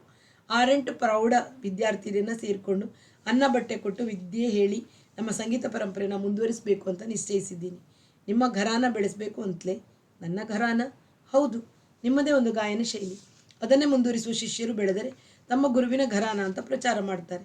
ಇಲ್ಲದಿದ್ದರೆ ನಿಮ್ಮ ಹೆಸರು ನಿಮ್ಮ ಜೊತೆ ಹೊರಟು ಹೋಗುತ್ತೆ ಅಂತ ಅಲ್ವೇ ನೀವು ಈ ತೀರ್ಮಾನ ಮಾಡಿರೋದು? ಅವನಿಗೆ ಆಶ್ಚರ್ಯವಾಯಿತು. ನಾನು ತಂಬೂರಿಯ ಮೇಲೆ ಆಣೆ ಮಾಡಿ ಹೇಳ್ತೀನಿ, ನಾನೆಂದು ಹೀಗೆ ಯೋಚಿಸಿಲ್ಲ. ನೀವು ಯೋಚಿಸಿಲ್ಲ, ಆದರೆ ನಿಮ್ಮಂಥವ್ರು ಇಂಥ ಕಾರಣವಿಲ್ಲದೆ ಗುರುಕುಲಾಶ್ರಮದ ಆಲೋಚನೆ ಮಾಡೋಲ್ಲ. ಆ ಯೋಚನೆ ಸ್ವಲ್ಪವೂ ಇಲ್ಲ ಅಂತ ಈಗ ಹೇಳಿ, ಅವಳು ಸವಾಲಿಸುವಂತೆ ಕೇಳಿದಳು. ಅವನಿಗೆ ಉತ್ತರ ಹೇಳುವುದು ಸ್ವಲ್ಪ ಕಷ್ಟವಾಯಿತು. ಹೀಗೂ ಇರಬಹುದೇ ಎಂದು ತನ್ನನ್ನು ತಾನು ಕೇಳಿಕೊಂಡ. ಬಹುದು ಮಾತ್ರವಲ್ಲ, ಅಹುದು ಎಂದು ಮನಸ್ಸಿನ ಯಾವುದೋ ಒಂದು ಮೂಲೆ ನಡೆಯತೊಡಗಿತು. ಮೂಲೆ ನುಡಿಯತೊಡಗಿತು. ಜೊತೆಗೆ ಉತ್ತಮ ಘರಾನವಿಲ್ಲದ ಹೆಣ್ಣನ್ನು ಯಾವ ಉತ್ತಮ ಗಂಡು ಮದುವೆಯಾಗುವುದಿಲ್ಲ ಎಂದು ಹೇಳಿ ತನ್ನದು ಘರಾನೇ ಇಲ್ಲದ ಹುಟ್ಟು ಎಂಬ ಧ್ವನಿಯ ಬಕುಲಳ ಮಾತು ನೆನಪಿಗೆ ಬಂತು. ತಲೆಯೊಳಗಡೆ ಖಾಲಿಯಾದಂತೆ ಆಯಿತು. ಹಲಸಿನ ಮರದ ಕೊಂಬೆಯಿಂದ ಬರುತ್ತಿದ್ದ ಕಾಗೆಯ ಕೂಗು ಎಲ್ಲೋ ಆಕಾಶದ ಮೇಲಿಂದ ಬರುತ್ತಿರುವೆಂತೆ ಕೇಳಿಸಿತು. ಕಾಗೆಯು ಧರ್ಮನ ವಾಹನ ಎಂದು ನೆನಪು ಬಂತು. ತುಸು ಹೊತ್ತಿನಲ್ಲಿ ಕೆಲಸದ ಹೆಂಗಸು ಚಹಾ ಬಿಸ್ಕತ್ಗಳನ್ನು ತಂದಿಟ್ಟು ಹೋದಳು. ಚಹಾ ಹೊಟ್ಟೆಗೆ ಬಿದ್ದ ಮೇಲೆ ತುಸು ಚೈತನ್ಯ ಬಂತು. ಮರದ ಕೆಳಗಾದರೆ ತಣ್ಣಗಿರುತ್ತೆಂದು ಇಲ್ಲಿ ಕೂರಿಸಿದಳು, ಅಥವಾ ಇವನನ್ನು ಮನೆಯ ಒಳಗೆ ಕರೆಯಬಾರದೆಂದು ಕೂರಿಸಿದಳು ಎಂಬ ಅನುಮಾನ ಮನಸ್ಸಿನಲ್ಲಿ ಬಂತು. ಮನೆಯೊಳಕ್ಕೆ ಸೇರಿಸಿದಷ್ಟು ಅಯೋಗ್ಯನೇ ನಾನು ಎಂದು ಕೇಳಿಬಿಡಬೇಕೆಂಬ ಆಲೋಚನೆ ಹುಟ್ಟಿತು. ಹಾಗೆ ಕೇಳಿದರೆ ತಾನು ಅಯೋಗ್ಯನೆಂದು ತಾನೇ ಸೂಚಿಸಿದಂಥ ಅರ್ಥ ಆಗುತ್ತದೆಂಬ ಅರ್ಥ ಹಿಂದೆಯೇ ಹೊಳೆಯಿತು. ಬಿಸ್ಕತ್ ತಗೊಳ್ಳಿ, ಇನ್ನಷ್ಟು ಚಹಾ ಕೊಡಲಿ ಎಂಬ ಸತ್ಕಾರದ ಯಾವ ಮಾತನ್ನು ಆಡದೆ ಅವಳು ಕೂತಿದ್ದಳು. ಹೀಗೆ ಕುಳಿತಿದ್ದರೆ ಹೀಗೆ ಕುಳಿತಿರಬೇಕು ಎಂಬ ಅರಿವಾದ ಅವನು ಅರ್ಧ ಅವಳನ್ನು ಇನ್ನರ್ಧ ಚಹಾದ ಪಾಟನ್ನು ನೋಡುತ್ತಾ ಮುಖ್ಯವಾದ ಮಾತನ್ನು ಆಡಿಬಿಟ್ಟ. ಹಿಂದೆ ಆದದ್ದಾಯಿತು. ಹಳೆಯದನ್ನು ಕೆದಕುತ್ತಾ ಕೂತರೆ ಏನು ಪ್ರಯೋಜನವಿಲ್ಲ. ನನ್ನ ವಿಚ್ಛೇದನ ನಿಶ್ಚಯವಾಗಿದೆ. ಯಾವ ತಕರಾರು ಇಲ್ಲದೆ ಕೊಡೋಕೆ ಅವಳು ಒಪ್ಪಿದ್ದಾಳೆ. ನೀನು ಒಪ್ಪಿದರೆ ನಿನ್ನನ್ನು ಆಗಬೇಕು ಅಂತ ಕೇಳೋಕೆ ಬಂದಿದ್ದೀನಿ. ನೀನೀಗ ಎಷ್ಟು ಸಾಧನೆ ಮಾಡಿದೆಯೋ ನಾನು ಕಾಣೆ. ಎಷ್ಟೇ ಮಾಡಿದ್ದರೂ ಹಾರ್ಮೋನಿಯಂ ಮಾಸ್ತರಿಗೆ ಗಾಯನದ ಒಳಮರ್ಮ ಪೂರ್ತಿ ದಕ್ಕಿರೋದಿಲ್ಲ. ಹರಿದ್ವಾರದಲ್ಲಿ ನೀನೇ ನನ್ನ ಮೊದಲ ಶಿಷ್ಯೆ. 1 ವರ್ಷದ ತಯಾರಿಯಲ್ಲಿ ನಿನ್ನನ್ನು ಹಿಂದೂಸ್ತಾನಕ್ಕೆ ಪ್ರಸಿದ್ಧಳನ್ನಾಗಿ ಮಾಡ್ತೀನಿ. ಕೆಲವು ದಿನ ನಾವಿಬ್ಬರು ದಂಪತಿಗಳಾಗಿ ಜಗುಲ್ಬಂದಿ ಹಾಡಿ ನಿನ್ನ ಹೆಸರನ್ನು ಪ್ರತಿಷ್ಠಾಪನೆ ಮಾಡ್ತೀನಿ. ಆಮೇಲೆ ಗುರುಕುಲ ಆಶ್ರಮದಲ್ಲಿ ನೀನು ಪಾಠ ಹೇಳು. ಕ್ರಮೇಣ ಎಲ್ಲವೂ ನಿನ್ನದೇ. ಆಶ್ರಮ, ನಮ್ಮಿಬ್ಬರ ಸಂಗೀತ ಪರಂಪರೆ ಎಲ್ಲ. ನಮ್ಮ ಮದುವೆಯಾದ ಮಾರನೇ ದಿನವೇ ಬಾಂದ್ರಾದ 2 ಫ್ಲ್ಯಾಟ್ಗಳಿಗೆ ನನ್ನ ಇತರ ಯಾವ ಹಣ ಆಸ್ತಿ ಇದ್ದರೂ ಅದಕ್ಕೆ ನನ್ನ ಸಂಗೀತಕ್ಕೆ ನೀನೇ ಉತ್ತರಾಧಿಕಾರಿ ಅಂತ ವಿಲ್ ಬರೆದು ನಿನ್ನ ಕೈಲಿ ಕೊಡ್ತೀನಿ. ಮತ್ತು ಯಾವ ಹೆಣ್ಣನ್ನು ಕಣ್ಣೆತ್ತಿ ನೋಡಲ್ಲ ಅಂತ ತಂಬೂರಿ ಮುಟ್ಟಿ ನಿನಗೆ ಆಣೆ ಮಾಡ್ತೀನಿ. ಇಷ್ಟು ಹೇಳಿ ಅವನು ಸಂಪೂರ್ಣವಾಗಿ ಚಹಾದ ಪಾಟನ್ನು ನೋಡತೊಡಗಿದ. ಅವಳು ಅವನ ದೃಷ್ಟಿ ತೆಗೆದ ಮುಖವನ್ನೇ ನೋಡುತ್ತಿದ್ದಳು. ಅವನಿಗೆ ತಾನು ಉತ್ತರ ಕೊಡಬೇಕು. ನಿಧಾನ ಮಾಡಿದ ಪ್ರತಿಕ್ಷಣವೂ ಸಮ್ಮತಿ ಸೂಚಕವಾಗುತ್ತದೆ ಎಂಬ ಎಚ್ಚರ ಅವಳಲ್ಲಿ ಉಂಟಾಯಿತು. ಆದರೆ ಏನನ್ನು ಹೇಗೆ ಹೇಳಬೇಕು ಎಂದು ತಿಳಿಯಲಿಲ್ಲ. ಕತ್ತೆತ್ತಿ ನೋಡುವ ಧೈರ್ಯವಾಗದೆ ಅವನು ಪಾಟಿನ ಮುಚ್ಚಳವನ್ನೇ ದಿಟ್ಟಿಸುತ್ತಾ ನೋಡಿದ. 2 ನಿಮಿಷದ ನಂತರ ಅವಳಿಗೆ ಆರಂಭದ ವಾಕ್ಯ ಹೊಳೆದು ಅನಂತರ ಮುಂದಿನದು ಹರಿಯತೊಡಗಿದು. ನಿಮಗೆ ವಿಚ್ಛೇದನ ಕೊಡೋಕೆ ಒಪ್ಪಿಕೊಂಡಿರೋದು ಮದುವೆ ದಾಖಲು ಮಾಡಿಕೊಂಡಿದ್ದ ಚಂಪಾಬಾಯಿ ಅಲ್ವೇ? ದೇವಸ್ಥಾನದಲ್ಲಿ ನೀವು ಮಾಂಗಲ್ಯ ಧಾರಣೆ ಮಾಡಿದ್ದ ಮೊದಲ ಹೆಂಡತಿಗೆ ದಾಖಲಾತಿಯೂ ಇಲ್ಲ. ಸರ್ಕಾರಿ ಕೋರ್ಟಿನ ವಿಚ್ಛೇದನೆಯೂ ಇಲ್ಲ. ಅವಳನ್ನು ಹೇಗೆ ವಿಚ್ಛೇದಿಸ್ತೀರಿ? ಹರಿದ್ವಾರಕ್ಕೆ ಬಾ, ಸಂಸಾರ ಮಾಡು ಅಂತ ಕರೆದೆ. ಅವಳೇ ಬರೋಲ್ಲ ಅಂದ್ಲು. ಬರೋಲ್ಲ ಅಂದರೂ ಅದು ವಿಚ್ಛೇದನವಾಗೋಲ್ಲ. ಅದು ಹೋಗಲಿ. ನಾನು ಸಂಗೀತವನ್ನು ಸಂಪೂರ್ಣ ಕೈ ಬಿಟ್ಟಿದ್ದೀನಿ. ಅದರಲ್ಲಿ ಯಾವ ಅರ್ಥವೂ ಇಲ್ಲ, ಯಾವ ಸಾರ್ಥಕತೆಯೂ ಇಲ್ಲ. ಇದೆ ಅಂತ ನೀವು ಇನ್ನೂ ನಂಬಿದ್ದೀರಿ. ಅದು ನಿಮ್ಮ ಶ್ರದ್ಧೆಯ ಪ್ರಶ್ನೆ. ನನ್ನನ್ನು ಮದುವೆ ಆಗೋಕ್ಕೆ ನೀವು ಲಾಯಕ್ಕಂತ ಭಾವಿಸಿದ್ದೀರಲ್ಲ, ಅದು ನಿಮ್ಮ ಆತ್ಮಶ್ರದ್ಧೆಯ ಪ್ರಶ್ನೆ. ನಿಮ್ಮ ಘರಾನ ಬೆಳೆಸೋಕೆ ನಿಮ್ಮ ಜೊತೆಗೆ ದೈಹಿಕ ದಾಂಪತ್ಯ, ಸಂಗೀತದ ದಾಂಪತ್ಯ ಮಾಡು ಬಾ ಅಂತ ನನ್ನನ್ನು ಕರೆಯುವ ಧೈರ್ಯ ನಿಮ್ಮ ಈ ಆತ್ಮಶ್ರದ್ಧೆಯಿಂದ ಹುಟ್ಟಿದೆ ಅಲ್ವೇ? ಅವನಿಗೆ ಅವಳ ಮಾತು ತಕ್ಷಣ ಅರ್ಥವಾಗಲಿಲ್ಲ. ನೀನು ನೈತಿಕವಾಗಿ ನನಗಿಂತ ಕೀಳು ಎಂಬುದು ಅವಳ ಒಟ್ಟು ತಾತ್ಪರ್ಯವೆಂದು ಗ್ರಹಿಸಿದ. ಇಂಥ ಭರ್ತ್ಸನೆಯನ್ನು ನಿಭಾಯಿಸುವ ಅನುಭವವಿದ್ದುದರಿಂದ ಅಧಿರನಾಗದ ದೃಷ್ಟಿಯಿಂದ ಎತ್ತಿ ಅವಳ ಮುಖ ನೋಡಿದ. ಅವಳೆದ್ದು ನಿಂತಳು. ನಮಸ್ಕಾರ, ನನಗೆ ಕೆಲಸವಿದೆ ಎಂದು ಹೇಳಿ ತಾನು ಸಸಿಗಳಿಗೆ ನೀರು ಹಾಕುತ್ತಿದ್ದ ಕಡೆಗೆ ನಡೆದು ಬಿಟ್ಟಳು. ಮೇಲೆ ಏಳಲು ಶಕ್ತಿ ಇಲ್ಲದಂತಾಗಿ ಆ ಕಡೆಗೆ ನೋಡುತ್ತಿದ್ದ ಅವನು ತುಸು ಹೊತ್ತು ಕುಳಿತ. ಕೆಲಸದ ಹೆಂಗಸು ಹತ್ತಿರ ಬಂದಳು. ಟೀಯ ಕಪ್ಪು ಬಸಿ ಪಾಟುಗಳಿದ್ದ ತಟ್ಟೆ ಮತ್ತು ಟೀಪಾಯಿಗಳನ್ನು ಎತ್ತಿಕೊಂಡಳು. ತಾನು ಇನ್ನೂ ಅಲ್ಲಿ ಕುಳಿತಿದ್ದರೆ ಅಗೌರವವೆಂಬ ಅರಿವು ಹುಟ್ಟಿ ಅವನ ಮೇಲೆ ಎದ್ದು ಹೊರಗೆ ಟ್ಯಾಕ್ಸಿ ಕಾಣುತ್ತಿದ್ದ ತೋಟದ ಬಾಗಿಲಿನ ಕಡೆಗೆ ನಡೆಯತೊಡಗಿದ. ಅವನ ಪ್ರಸ್ತಾಪ ಅವಳಲ್ಲಿ ಅಸಹ್ಯ ಹುಟ್ಟಿಸಿತು. 14 ವರ್ಷದ ಹಿಂದೆ ಅವನು ತನ್ನನ್ನು ಮದುವೆಯಾಗಲೆಂದು ತಾನು ಹಾತೊರೆದಾಗ ಅದರ ಅಧರ್ಮದ ಹಿನ್ನೆಲೆ ಅರ್ಥವಾಗಿರಲಿಲ್ಲೆಂಬ ಅರಿವಾಯಿತು. ಆಗ ತಾನು ರಾಮಕುಮಾರಿಯನ್ನು ನೋಡಿರಲಿಲ್ಲ ಅನ್ನೋ ನೆನಪಾಯಿತು. ನೋಡಿದ್ದರೂ ಆಗ ಅರ್ಥವಾಗುತ್ತಿರಲಿಲ್ಲೆಂಬ ಅರಿವು ಹುಟ್ಟಿತು. ತುಂಬಿದ ಬಿಂದಿಗೆಯನ್ನು ಎತ್ತಿ ತಂದು ಬಲಗೈಯಲ್ಲಿ ಅಡ್ಡಕೊಟ್ಟು ಮಾವಿನ ಸೊಸಿಗೆ ಎರೆಯತೊಡಗಿದಳು. ಅವನು ಬಂದು ಹೋದದ್ದರಿಂದ ಮುಂದೆ ಏನು ಮಾಡಬೇಕೆಂಬ ಪ್ರಶ್ನೆ ಅವಳಲ್ಲಿ ತೀವ್ರವಾಯಿತು. ಅನ್ನ ಬಟ್ಟೆ ವಾಸಕ್ಕೆ ಚಿಂತೆ ಇಲ್ಲ, ಆಗಿ ಮಿಗುವಷ್ಟಿದೆ. ಆದರೆ ಮಾಡಲು ಕೆಲಸವಿಲ್ಲ. ಈ ತೋಟದ ಕೆಲಸವನ್ನು ಎಷ್ಟು ಮಾಡಲು ಸಾಧ್ಯ? ಮಾಡಿ ಯಾವ ಸಾರ್ಥಕ? ಮುಂಬೈಯಲ್ಲಿ ಯಾವುದಾದ್ರೂ ನೌಕರಿ? ಇನ್ನೂ ಅಸಾರ್ಥಕದ ಕೆಲಸ. ಬಾಲ್ಯದಲ್ಲೇ ಮನಸ್ಸು ಬೇರೆ ಯಾವುದನ್ನು ನಿರಾಕರಿಸಿ ಸಂಗೀತಕ್ಕೆ ಎಳೆಯಿತು ಎಂಬುದನ್ನು ನೆನೆಸಿಕೊಂಡರೆ ಅನಂತರ ಇದುವರೆಗೆ ಆದದ್ದೆಲ್ಲ ಸುರುಳಿಯಂತೆ ಬಿಚ್ಚಿಕೊಳ್ಳುತ್ತದೆ. ಆ ನೆನಪೇ ಬೇಡ ಎಂದು ಅದು ಬೇರೆ ಏನನ್ನಾದರೂ ಚಿಂತಿಸುತ್ತಾಳೆ. ಏನೂ ಹೊಳೆಯುವುದಿಲ್ಲ. 1 ವಾರ ಕಳೆದಿತ್ತು. ಗುರು ರಾಜಾರಾಮರಿಂದ ಫೋನ್ ಬಂತು. ಹೇಗಿದ್ದೀಯಾ? ಅಭ್ಯಾಸ ಹೇಗಿದೆ? ಅವರಿಗೆ ನಿಜ ಸಂಗತಿ ಹೇಳೋ ಮನಸ್ಸಾಯಿತು. ಸಂಗೀತ ಅರ್ಥವಿಲ್ಲದ ಕ್ರಿಯೆ, ಅದನ್ನು ಪೂರ್ತಿ ಬಿಟ್ಟಿದ್ದೀನಿ. ಸದ್ಯಕ್ಕೆ ನಾನೇ ಅಭ್ಯಾಸ ಮಾಡ್ಕೋತೀನಿ ಅಂತ ಹೇಳಿ ಎಷ್ಟು ದಿನ ತಳ್ಳೋಕೆ ಸಾಧ್ಯ? ಒಂದಲ್ಲ ಒಂದು ದಿನ ಅವರು ಇದ್ದಕ್ಕಿದ್ದಂತೆ ಬಂದು ಬಿಟ್ಟಾರೆಂಬ ಎಚ್ಚರ ಹುಟ್ಟಿತು. ಈಗಲೇ ಯಾಕೆ ಹೇಳಬಾರದು ಎಂದುಕೊಳ್ಳುತ್ತಿರುವಾಗ ನೋಡು, ಒಂದು ವಿಷಯ ನಿನ್ನ ಕೈಲಿ ಹೇಳಿ ಪ್ರಸ್ತಾಪ ಮಾಡೋಕ್ಕೆ ಸಂಕೋಚವಾಗುತ್ತೆ. ಆದರೂ ನಿನ್ನ ಒಳ್ಳೆಯದಕ್ಕೆ ಹೇಳ್ತಿದ್ದೀನಿ. ಮೋಹನ್ ಲಾಲ್ಜಿ ಮುಂಬೈ ಬಿಟ್ಟು ಹರಿದ್ವಾರದಲ್ಲಿ ಒಂದು ಗುರುಕುಲ ಮಾಡ್ಕೊಂಡು ನೆಲೆಸ್ತಾರೆ. ಬೇಡಿ ಅಂತ ಎಷ್ಟೋ ಹೇಳಿದೆ. ಅವರು ತೀರ್ಮಾನ ಮಾಡಿಬಿಟ್ಟಿದ್ದಾರೆ. 38-39 ವರ್ಷ ಶಹರ್ನಲ್ಲಿದ್ದವರು ಮೋಹನ್ ಲಾಲ್ಜಿ ಅಂದರೆ ಮುಂಬೈ ಅಂದರೆ ಮೋಹನ್ ಲಾಲ್ಜಿ ಅನ್ನೋ ಮಟ್ಟಿಗೆ ಒಂದಾಗಿದ್ದರು. ಈಗ ಅವರು ಹೋಗುವಾಗ ಅವರಿಗೊಂದು ಸನ್ಮಾನ ಮಾಡಬೇಡ್ವೆ? ಅವರದೊಂದು ಬೀಳ್ಕೊಡುವೆ ಕಚೇರಿ ಏರ್ಪಡಿಸಬೇಡ್ವೆ? ಅವರಲ್ಲಿ ಕೆಲವು ದುರ್ಗುಣಗಳಿದ್ದವು, ಇನ್ನೂ ಇವೆ ನಿಜ. ಆದರೆ ಯಾವ ಮನುಷ್ಯರಲ್ಲಿ ಇರೋಲ್ಲ. ಕಲಾವಿದರು ಅಂದಮೇಲೆ ವೈಪರೀತ್ಯಗಳು ಇದ್ದೇ ಇರುತ್ತವೆ. ಪೇಪರ್ನವರು ಅವನ್ನೇ ಅತಿ ಮಾಡಿ ಅವರಿಗೆ ಬೇಜಾರು ಮಾಡಿದರು. ಸಂಗೀತ ಸಭೆಗಳು ಪೇಪರ್ಗಳು ಮರ್ಜಿ ಹಿಡಿದವು. ಈಗ ಅವರಿಗೊಂದು ಬೀಳ್ಕೊಡುಗೆ ಏರ್ಪಾಡು ಮಾಡಬೇಕೆಂದು ಸಮಾರಂಭ ಇಡಬೇಕೆಂದು ನಾನು ತೀರ್ಮಾನಿಸಿದ್ದೀನಿ. ಸಂಗೀತ ಪ್ರೇಮಿಗಳ ಒಂದು ಸಮಿತಿ ಮಾಡಿದ್ದೀನಿ. ನೀನು ಸಮಿತಿಲಿಯರು ಅಂತ ನಾನು ಕೇಳಲ್ಲ. ಅದರ ಖರ್ಚಿಗೆ ಒಂದಿಷ್ಟು ಉದಾರವಾಗಿ ದೇಣಿಗೆ ಕೊಡು. ನಿನಗೆ ಅವರಿಂದ ಅನ್ಯಾಯವಾಗಿರೋದು ನನಗೆ ಗೊತ್ತು. ನಾನಲ್ಲದೆ ಬೇರೆ ಯಾರಿಗೂ ಗೊತ್ತಿಲ್ಲ. ಆದರೂ ಕೊಡು ಅಂತ ಹೇಳ್ತಿದ್ದೀನಿ. ಯಾಕಂದರೆ ನೀನು ಸಂಗೀತದಲ್ಲಿ ಮೇಲೆ ಬರಬೇಕಾದವಳು. ಎಲ್ಲ ಕಹಿಗಳನ್ನು ತೊಳೆದುಕೊಂಡು ಬಿಡು. ಮೋಹನ್ ಲಾಲ್ ಮುಂಬೈಯಲ್ಲಿ ಖಾಲಿ ಮಾಡಿದ ಜಾಗವನ್ನು ನೀನು ತುಂಬಬೇಕು ಅಂತ ನನ್ನ ಆಸೆ. ತುಂಬೋ ಹಾಗೆ ನಾನು ಮಾಡ್ತೀನಿ. ಏನಂತೀಯಾ? ಅವಳಿಗೆ ಉತ್ತರ ಹೊಳೆಯಲಿಲ್ಲ. 4.5 ವರ್ಷ ವಿದ್ಯೆ ಹೇಳಿದವರ ಮಾತನ್ನು ಆ ವಿದ್ಯೆ ನನಗೆ ಬೇಡ ಎನ್ನುವ ಕಾರಣಕ್ಕೆ ತಿರಸ್ಕರಿಸುವುದು ಅವಳಿಗೆ ಹೀನತನವೆನಿಸಿತು. ತಾನು ಸಂಗೀತವನ್ನು ಪೂರ್ತಿ ತ್ಯಜಿಸಿರುವುದನ್ನು ಈ ತಕ್ಷಣ ಹೇಳಿದರೆ ಅವರ ದೇಣಿಗೆಯ ಕೋರಿಕೆಯನ್ನು ನಿರಾಕರಿಸಿದಂತೆ ಆಗುತ್ತದೆ ಎನಿಸಿತು. ಕಾಕಾ, ಅವರ ವಿಷಯದಲ್ಲಿ ನನ್ನ ಭಾವನೆ ನಿಮಗೆ ಗೊತ್ತೇ ಇದೆ. ಆದರೂ ನಿಮ್ಮ ಮಾತು ನನಗೆ ಶಿರೋಧಾರ್ಯ. ಎಷ್ಟು ಕೊಡಲಿ ಹೇಳಿ? ಚೆಕ್ ಕಳಿಸ್ತೀನಿ. 10,000. ಬರೀ ದುಡ್ಡು ಕೊಡೋದಲ್ಲ, ಕಾರ್ಯಕ್ರಮಕ್ಕೂ ಬರಬೇಕು. ಎಲ್ಲ ಕಹಿಯನ್ನು ಕಳ್ಚ್ಕೋಬೇಕು. ಯಾವ ಹೆಸರಿಗೆ ಚೆಕ್ ಬರೀಬೇಕು ಎಂದಳು. ತಕ್ಷಣ ಬರೆದು ಅಂಚೆಗೆ ಕಳಿಸುವುದು ಒಳ್ಳೆಯದು. ನಿಧಾನ ಮಾಡಿದರೆ ಮನಸ್ಸು ಒಳಗಿನಿಂದ ವಿರೋಧಿಸಬಹುದು. ಅನಾವಶ್ಯಕ ದ್ವಂದ್ವ ಶುರುವಾಗುತ್ತೆ ಎನಿಸಿ ಅವಳು ಚೆಕ್ ಪುಸ್ತಕವನ್ನು ಕೈಗೆ ತೆಗೆದುಕೊಂಡಳು.